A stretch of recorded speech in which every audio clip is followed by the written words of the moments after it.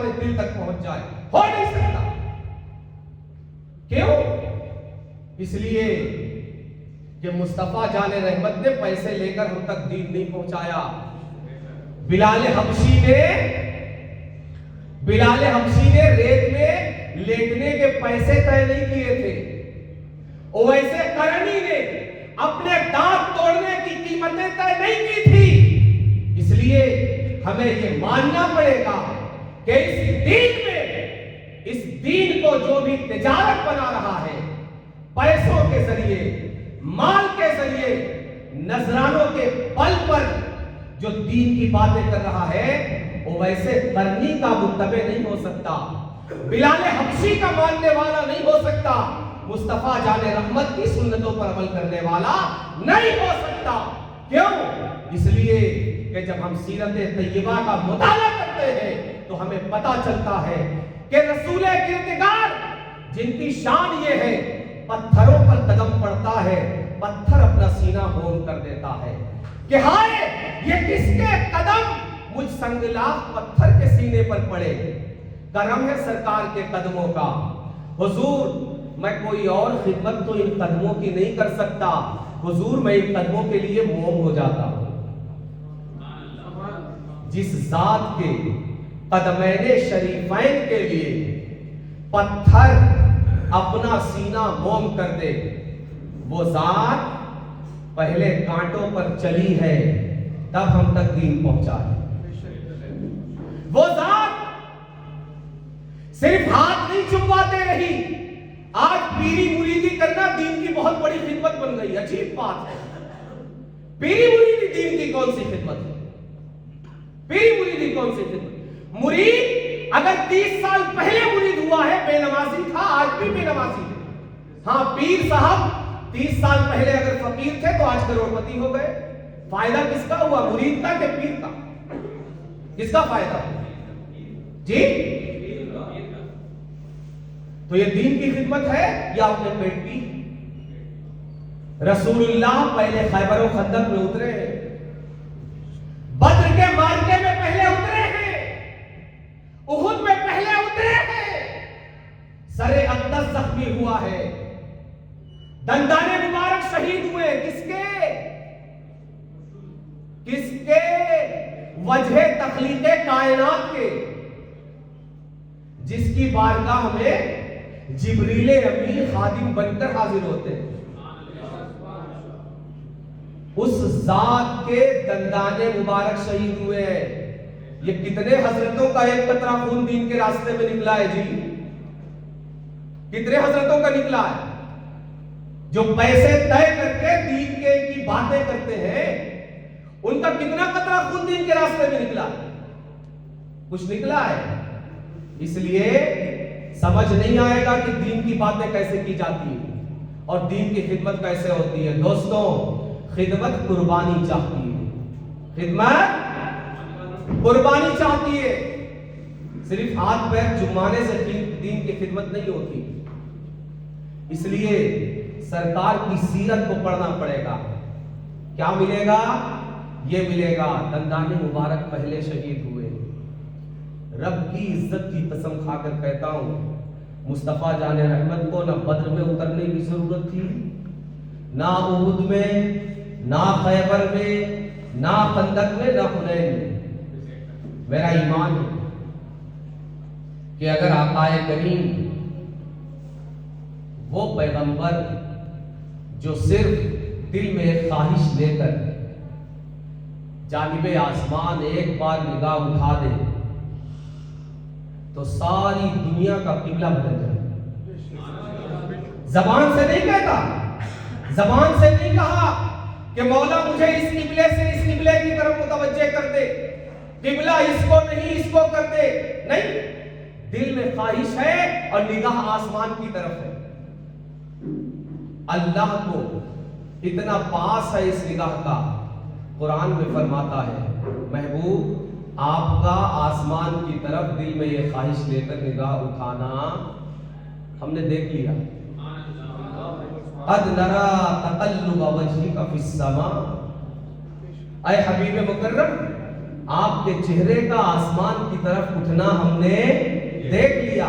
فَلَنُوَلِّيَنَّكَ قِبْلَةً تَرْضَاهَا، ہم ضرور آپ کو اس قبلے کی طرف پھیر دیں گے جس قبلے سے آپ راضی ہیں.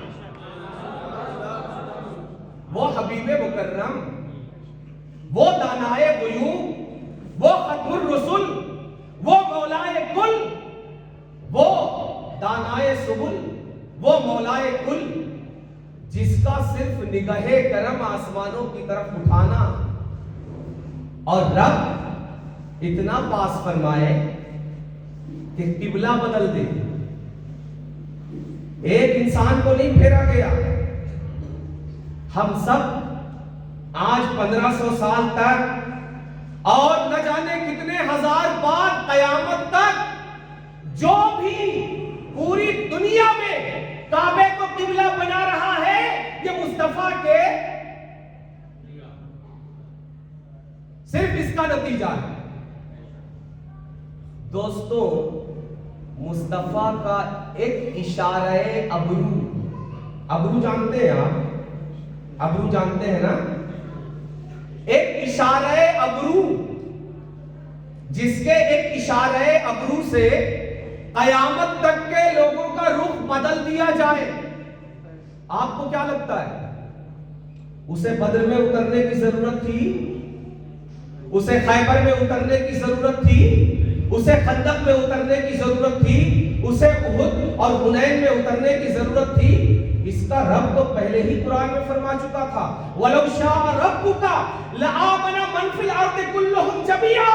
اے حبیب مکرم، اگر آپ کا رب چاہتا تو ساری دنیا کے مسلمان، سارے انسان مسلمان ہو جاتے. آپ کو ایک زبان ہلانے کی ضرورت نہیں ہوتی. مگر نہیں، آقا کریم اس امت کی تعلیم کے لیے بدر میں اترتے ہیں، احد میں اترتے ہیں، خیبر و خندق میں اترتے ہیں، تاکہ امت کو یہ سبق مل جائے کہ دین کو تجارت نہ بنائے، دین کو بزنس نہ بنائے.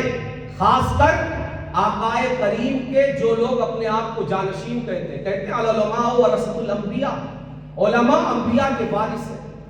خاص کر یہ لوگ اپنے ذہن میں اس چیز کو بخوبی یاد رکھے کہ جب مصطفیٰ کی سیرت میں بدر کو پڑھے، احد کو پڑھے، خیبر کو دیکھے، خندق کو دیکھے، مصطفیٰ کے سر اقدس سے خون کو رستا ہوا دیکھے، دندان مبارک کی شہادت دیکھے، رخسار مبارک سے خون رستا ہوا دیکھے، قدمان مبارک کو لہو لہان ہوتا ہوا طائف کے میدان میں دیکھے، تو قسم کھا لے کہ ہم مر جائیں گے مگر دین کو تجارت نہیں بنائیں.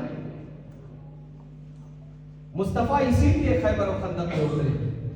آگے سرکار سیدنا امام حسین شہید کربلا، میں اور آپ ہماری بھی اولادیں ہیں، ہم بھی دادا نانا، ہمارے بھی پوتے نواسے بیٹے بیٹیاں ہیں.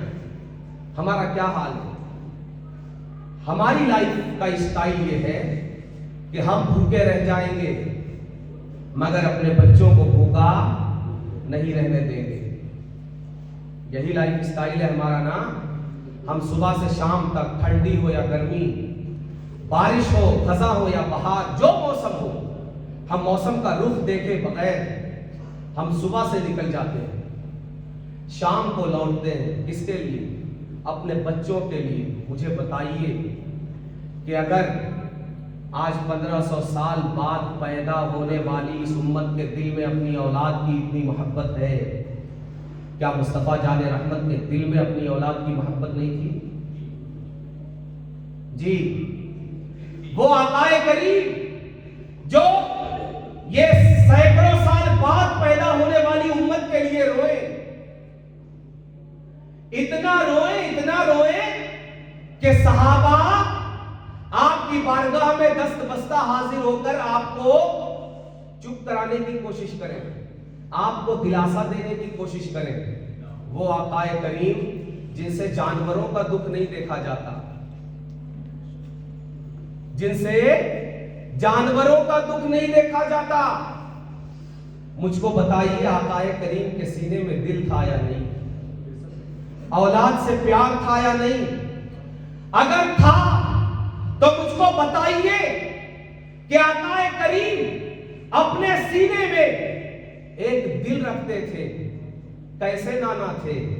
یہ وہی نانا تھے جنہیں سیدہ کائنات فاطمہ زہرا رضی اللہ تعالی عنہا و سلام اللہ علیہا کے گھر میں حسنین کریمین کا رونا برداشت نہیں ہوتا تھا. اگر آپ کے گوش مبارک تک حسنین کریمین کے رونے کی آواز آتی تھی تو سیدہ کائنات سے ارشاد فرماتے تھے کہ فاطمہ حسنین کے رونے سے مجھے تکلیف ہوتی ہے، انہیں رونے نہ دیا کرو. وہ نانا جس کا اپنے نواسوں کا بچپن میں رونا جسے گوارا نہ ہو، مگر وہی نواسے جب 55 سال کے ہو کر اپنے بیٹوں کو لے کر اپنے